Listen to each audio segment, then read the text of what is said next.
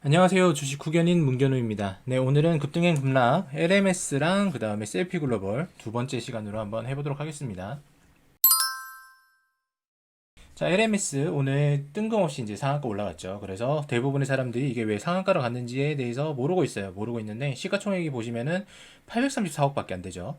보면 매출액보다 시가총액이 더 낮은 걸 알 수가 있습니다. 그런 걸 보면은 뭐 BPS도 상당히 좋죠. 청산 가치가 거의 주가의 두 배인 걸 보면 이 회사는 일시적인 적자는 있지만 한계 기업은 아니구나. 그러면 시가총액이 저평가가 되었다라고 생각을 할 수 있겠죠. 그래서 오늘 상한가가 갔음에도 불구하고 뭐 크게 부담이 되지 않는 상황입니다. 뭐 부채 비율은 약간 일시적으로 좀 그런데 유보율이 그거를 갖다가 덮어줄 수가 있죠. 그리고 꾸준하게 배당이 이렇게 나오고 있잖아요. 배당이 많이 나오는 회사는 제가 뭐라고 말씀드렸죠? 경영권에 방어가 없고 경영권에 위협이 없죠. 위협 없고 그 다음에 최대 주주의 지분이 많다. 이런 회사라고 말씀드렸죠. 한번 볼게요. 자, 보시면은 이거 두 개를 갖다가 합치니까, 자사주랑 합치니까 유통 주식수가, 전체적 유통 주식수가 44.78%밖에 안 돼요. 거기다가 여기 있는 이 상장 주식수가 거의 없죠. 이 정도면 아직 100만 주도 안, 800만 주 정도잖아요. 800만 주. 1000만 주가 넘지 않기 때문에 이 정도면은 거의 품절주라고 볼 수가 있습니다. 그래서 계산을 해보면은 유통되는 게 390만 주 정도. 그죠? 거기다가 오늘 상한가 가기 전에 한 7,000원 정도로 이제 주가를 계산해 보면은 약 278억 정도면은 이 회사를 갖다 흔들 수가 있다. 뭐 작정을 하면은 뭐 한 100억 정도만 가지고 와도 어제 제가 양지사 하면서 부산개미 말씀을 드렸잖아요. 그 사람 정도의 자금만 있어도 이거를 충분히 주가를 흔들 수가 있겠죠. 그런 세력이 들어왔다고 보시면 됩니다. 양지사가 지금 어제에 이어서 오늘도 상한가 비슷하게 갔잖아요. 그래서 주가가 엄청나게 폭등을 했는데 그런 테마들을 세력들이 찾고 있는 거예요. 품절주에다가 거기다가 유통주식수 적고 주가가 낮고 저평가가 되어 있는 거. 개미들이 뭐든지 탈 수 있는 그런 것들. 지금 시장이 안 좋으니까 이런 이슈가 있으면 개미들 무조건 사거든요. 그게 오늘 상승의 원인이 아닐까라고 생각할 수 있습니다. 자, 그냥 사업 보고서 한번 볼게요. 가격 변동 추이를 보시면은 디스플레이 사업 부분 상당히 좋죠. 이게 단가 자체가 전년도에 비해서 거의 한 두 배가 올라갔어요. 그죠? 계속 좋아지고 있는 상황인 거고, 그 다음에 광정보 사업 부분도 이렇게 거의 4배가 올라갔죠. 상당히 좋아진 거예요. 그러니까 생산 실적이 조금 이제 적어짐에도 불구하고 수량이 적잖아요. 수량이 적음에도 불구하고 금액은 전년도와 크게 차이가 나지 않는, 이게 반기니까 곱하기 2를 해주면은 대략적으로 현재 가격이 나오겠죠. 그럼 매출액 자체가 아까 원가는 보셨죠? 원가는 많이 떨어졌는데 수량이 적음에도 불구하고 금액은 올라간다. 그러면 회사에 무조건 좋은 거겠죠? 회사에 무조건 좋다. 그죠? 여기 연간 가동 시간을 보시면은 디스플레이가 여기 또 프리즘 시튼인데 가동률이 102%예요. 102%. 80%만 넣으면 되는데 광정보가 좀 아깝긴 하지만 어쨌든 간에 이 디스플레이 부분이 상당히 좋으면서 회사 자체는 좋다라고 말씀을 드릴 수 있고요. 원재료 가격 변동 추이를 보시면 원재료는 오히려 또 빠지고 있잖아요. 그죠? 이거 좋은 거예요. 뭐 이거는 좀 약간 차이가 있긴 한데 그래도 전체적으로 봤을 때는 빠지고 있는 상황. 그러니까 당연히 주당 이익이 전년도에 비해서 상당히 높아진 거, 흑전을 하고 있는 걸 볼 수가 있습니다.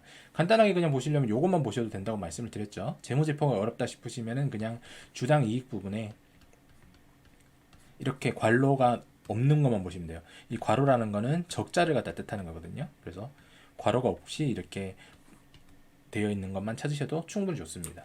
자, 셀피 글로벌 오늘도 마이너스 12.34%, 1, 2, 3, 4로 맞췄네요. 그리고 시가총액은 아까 LMS랑 비슷합니다. LMS랑 비슷한데 차이가 있죠. 여기 보시면은 매출액 부분도 차이가 확연히 있고, 그 다음에 영업이익 자체가 좀 많이 달라졌잖아요. 근데 올해 좀 퀀텀을 할 수 있었는데 최대주주 이슈로 어제 하한가 가고 뭐 여러 문제가 생기고 있어요. 부채 비율 상당히 안 좋고, 그 다음에 BPS는 보시면은 613원 올라서 613원인 거죠. 아까랑 너무 다릅니다. 그죠? 주당 청산을 했을 때 지금 주가보다 훨씬 못 받는 거는 셀피 글로벌이고 더 많이 받을 수 있는 거는 LMS다. 뭐 이렇게 되어 있죠. 그러니까 하나는 상한가에 가 있고 하나는 하한가에 이렇게, 그리고 하한가 이후에 연이어서 마이너스 12.34%, 어제 오늘만 했어도 총 뭐 한 45% 정도의 손실을 가져갈 수 있는 거죠. 자, 최대주주 어저께 제가 그 영상을 올려드리고 나서 다 제작을 하고 업로드를 했죠. 업로드한 뒤에 이게 나왔어요. 그 예상 시나리오대로 반대명의가 나왔고 해제 취소가 되었죠. 그 보시면은 채권 담보권자가 이제 KNJ 인베스트 이거 대부 이게 대부가 빠졌는데 이런 회사인데 여기가 로켓 인터내셔널에 대해서 돈을 빌려줬던 거. 여기 보시면 담보 설정 금액이 240억 원이 돼 있잖아요. 그런데 제가 어제 말씀을 드렸죠. 191억을 갖다가 무자본으로 들어와서 차입을 한 다음에 이거를 갖다가 회사를 인수를 했어요. 회사 인수. 그런데 여기에 빌린 돈이 120억이었단 말이죠. 그런데 설정 금액이 240억 원이에요. 처음부터 이거는 안 되는 게임이죠. 그죠? 이 회사가 자본금이 제가 3억 정도밖에 없다고 말씀을 드렸잖아요. 그러면 195억 정도인데 넓게 봐도 195억 정도인데 이렇게 240억에 대해서 질권 설정을 했다. 말이 안 되죠.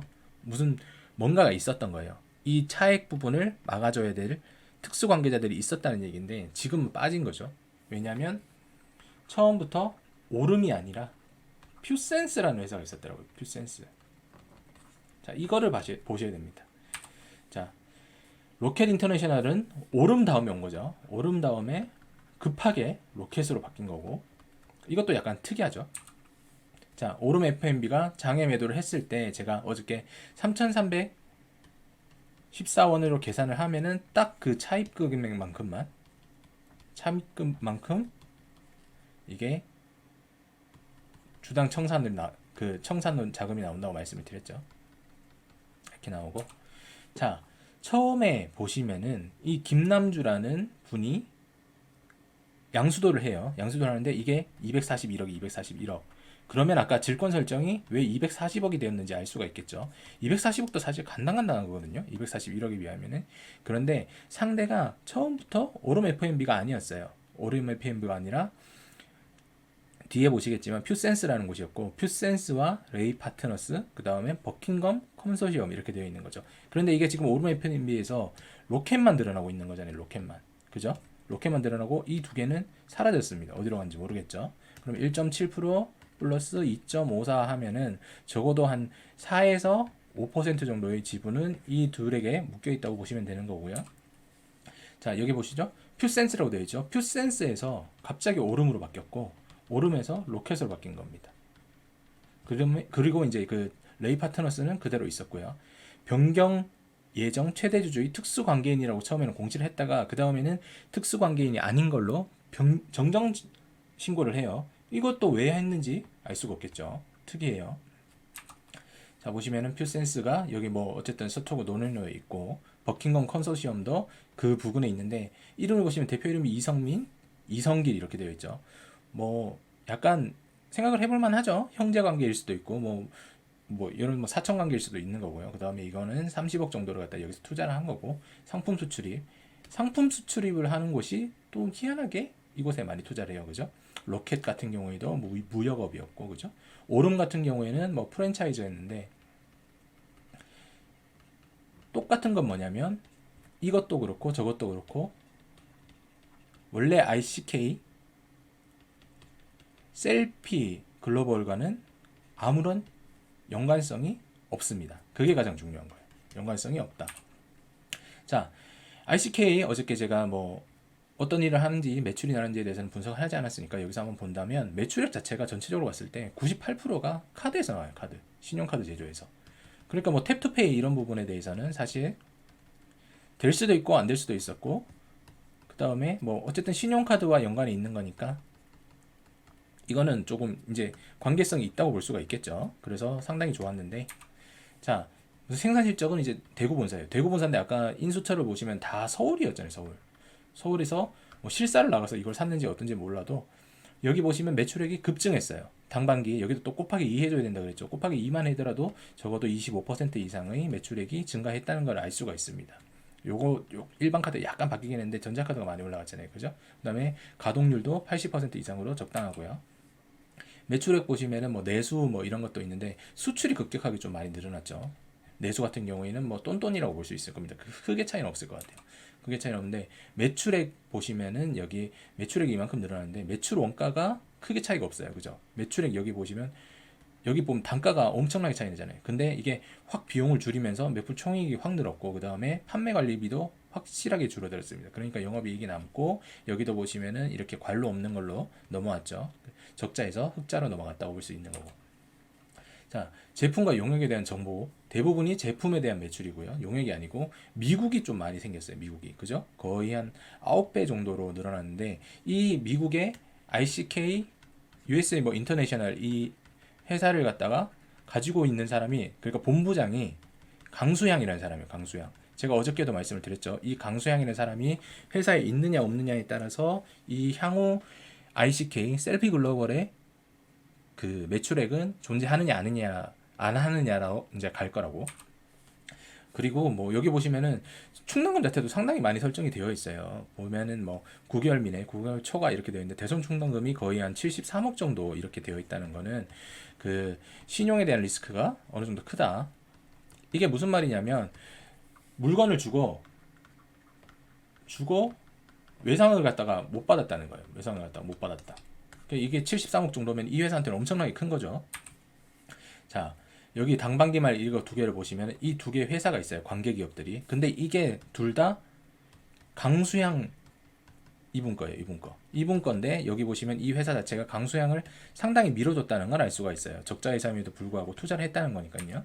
그리고 보시면 여기 강수향 남자 이 대표이사분이 있으신데 이분이 뭐 대구 관련이 있는 사람, 대부 본사니까 당연히 있겠죠. 그리고 ICK 이제 미국 법인장 이렇게 되어 있고 아까 보시면 관계기업에 있는 거 대표이사로 되어 있잖아요, 그죠? 그다음에 김남주 이분이 실질적으로 이 회사를 설립하신 분 같은데 여기 있는 분이 이거를 모두 다 이제 넘긴 겁니다. 여기 있는 사람들 똑같아요. 거의 이 정도면 창립 멤버죠. 24년, 16년, 24년. 근데 이런 사람들이 엑시트를 했다. 다 팔고. 지금은 아직 남아있을 수 있어요. 경영진 교체가 한 번에 이루어지지 않았으니까. 그런데 어쨌든 여기 주식을 다 털고 나가면서 경영진이 애사심이 없겠죠. 애사심이 없으니까 다 파는 겁니다. 애사심이 있으면 자기가 계속 이걸 갖다 운영을 하려고 하겠죠. 자, 보시면 이 사람이 이제 퇴임을 했다. 이게 강수양 그분 거고. 그죠?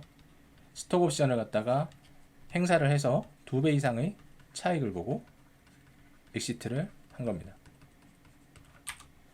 자, 대표이사가 이름 바뀌었잖아요, 그죠? 아까 보시면 김남주 혹은 강수양이 돼야 되는데 김정은이라는 다른 분이 되어 있죠. 이거 보시면 알 수 있는 것 같고 상무부는 아직 그대로 계신가 봐요. 네, 차트 한번 볼게요.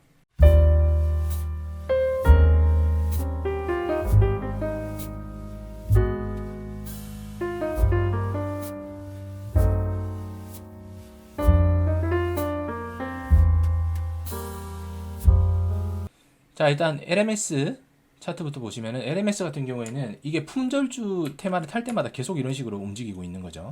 여기 보시면 이렇게 급등 나오고 거래량 터질 때마다 급등 나오고 급등 나오고 급등 나오고 이렇게 진행이 되고 있는 거예요. 뒤로 가도 똑같을 겁니다. 아마 여기도 보시면은 거래량 터지면서 무한 반복인 거예요.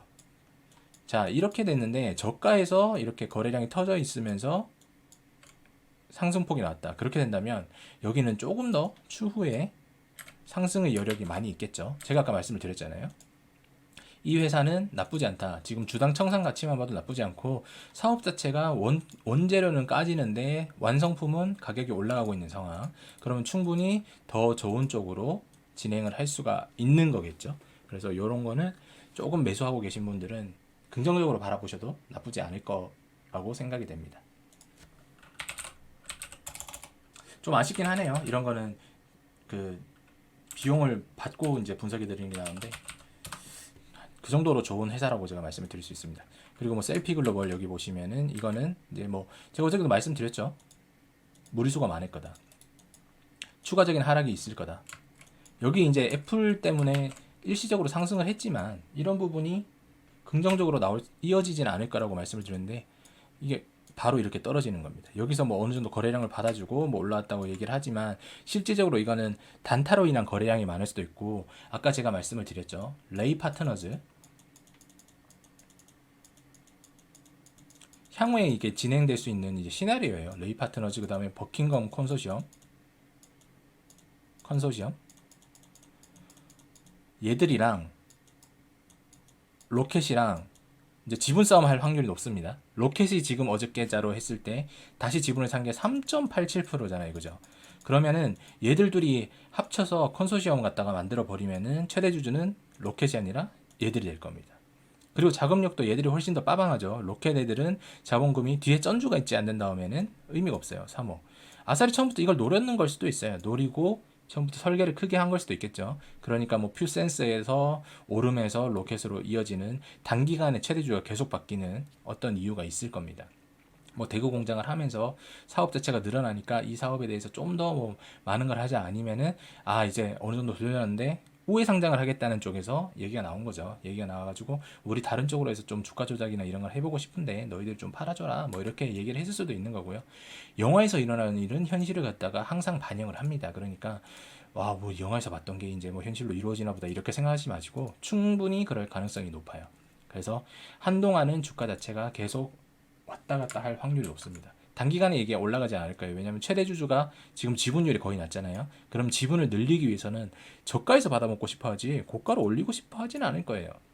왜냐면 어쨌든 간에 로켓이나 아까 말씀드린 레이 파트너스나 이렇게 두 세력이 있다고 치면은 거기 있는 사람들 중에 로켓은 돈이 없으니까 못 올라가는 거고 쩐주가 생긴 다음 얘기가 달라집니다. 그러면은 버킹엄이나 얘들은 계속 이렇게 지지부진할 때 이 구간에서 수량을 계속 모으겠죠. 제가 생각할 때는 그래요. 그리고 한동안은 어느 정도 주가에 대한 상승력보다는 이제 매출에 대한 고민을 해야 되는 거죠. 그러니까 기존에 있었던 그 경영진들이 카드 매출이 98%였는데 그 기존에 있던 경영진들이 떠났다는 얘기는 거래처가 다 바뀔 수도 있다는 얘기죠. 모든 건 관시 아니겠습니까? 미국도 똑같죠. 경영을 할 때 거래처가 있어야 되는 건데 그 거래처가 떠났다. 그러면 그 카드사가 굳이 이 사람들한테 줄 필요는 없죠. 줄 필요 없이 다른 쪽으로 매출차를 알아볼 겁니다. 그럼 회사의 이익은 급감하게 될 거고 그거를 갖다가 예측을 했는지 이 ICK에서는 갑자기 2차 전지를 갖다가 한다고 얘기를 하는 거죠. 그죠? 지금 이 정도 매출에 이 정도 시가총액에 이 정도 재물을 가지고 있는 회사가 2차 전지를 간다는 거는 미친 짓입니다. 미친 짓. 우리 동네 치킨집에서 치킨이 안 팔려가지고 깐풍기를 간다 얘기랑 똑같은 거예요. 근데 깐풍기 치킨도 안 팔리는데 깐풍기가 팔릴 리가 없죠. 그런 관점에서 냉정하게 한번 생각을 해보시기 바랍니다. 오늘 셀피 글로벌까지 여기서 마무리 짓도록 할게요. 구독과 좋아요 한 번씩 눌러주시고요. 저는 다음 시간에 찾아뵙도록 하겠습니다. 감사합니다.